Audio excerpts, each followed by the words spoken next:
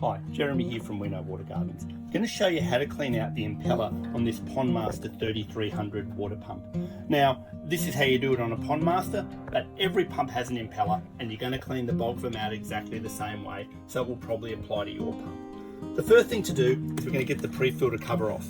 So that's just a click and it comes off like so. If it's been in the pond, you're probably going to need to clean out that pre-filter as well to stop it clogging up too quickly. Next, you want to remove this locking ring to get access to the impeller. So you simply twist that off like so. Nearly every pump on the market will either have a locking ring or this whole section here will twist to come off and expose the impeller. Then, bit of a wiggle to get it out and the impeller comes out. And this is what we refer to as the impeller here. You'll notice that there's a bush here and a small black bush here as well. That holds this white shaft in place. One of the bushes will push back into the bottom of the pump here, and of course the other one holds it in place here like so.